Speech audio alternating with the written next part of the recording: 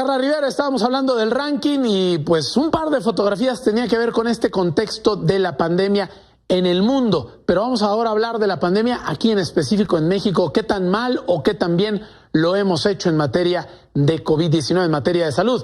Te saludo con mucho gusto. Cuéntanos de qué nos tiene que caer el 20. Hola Sergio, muy buenas tardes. Pues este jueves vamos a intentar que nos caiga el 20 sobre algunos indicadores que nos hablan pues de cómo ha transcurrido la pandemia aquí en nuestro país. El subsecretario de Salud, Hugo López-Gatell, el presidente, en general las autoridades mexicanas afirman pues que la estrategia que se ha mantenido hasta el momento está funcionando, pero creo que muchos mexicanos nos preguntamos si realmente es así. Hace unos meses, cuando la pandemia pues apenas iniciaba por allá de mayo, el subsecretario López-Gatell hizo un pronóstico de cuántos muertos podía dejar la pandemia en nuestro país.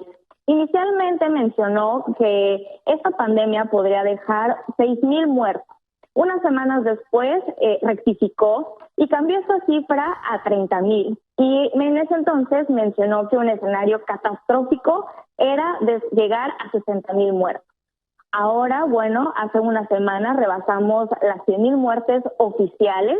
Las mismas autoridades de salud, el Senaprece, el INEGI, reportan un exceso de mortalidad en el país de 193,170 hasta septiembre, y hay cálculos estadísticos que pronostican que para el cierre del 2020 el exceso de mortalidad podría ser de 280,000 muertes. Así es, pues se ha rebasado prácticamente los pronósticos del arranque de la pandemia, ¿no?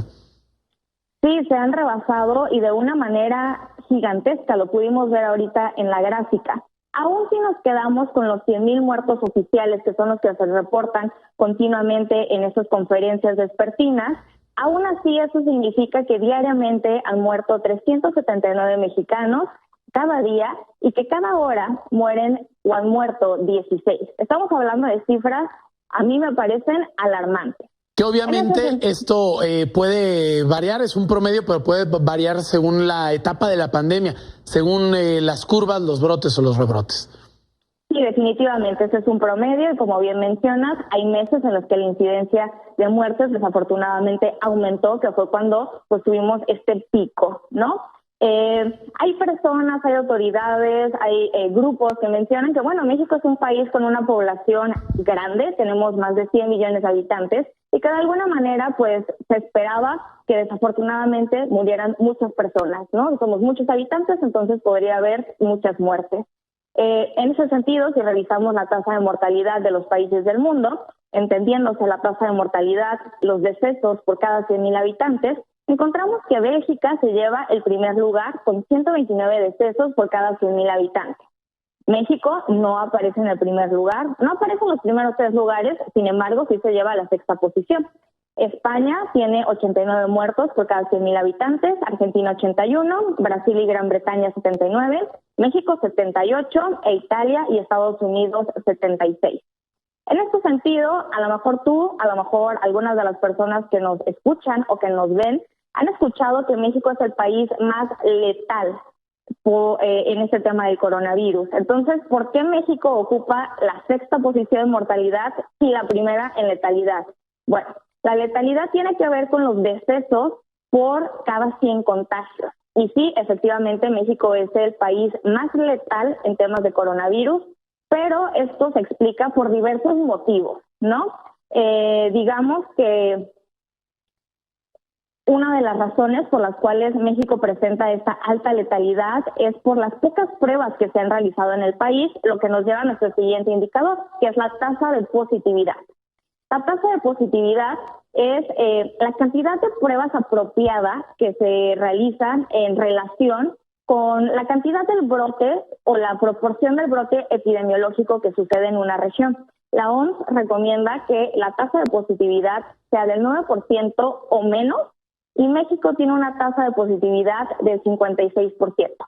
Estamos hablando de una cifra que no solamente duplica o triplica, sino que se multiplica por 6 veces esta recomendación de la OMS, y que desafortunadamente pues la realización de pruebas no ha sido una prioridad a nivel nacional. Ahora vemos que se están haciendo pruebas en la Ciudad de México, pero no es así en muchos otros estados. Que también parte de esta letalidad de la que hablas, pues influye mucho las comorbilidades, es decir, los padecimientos previos a la pandemia, como la obesidad, la hipertensión, también pues las fallas cardíacas de las que estamos nosotros padeciendo ya, pues históricamente, prácticamente en los años más recientes.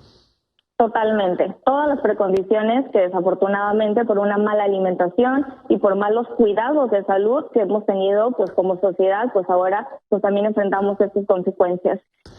Ciertamente hay muchos indicadores que podremos analizar. Por ejemplo, México también pues ha vuelto desafortunadamente el país donde más personal médico ha muerto.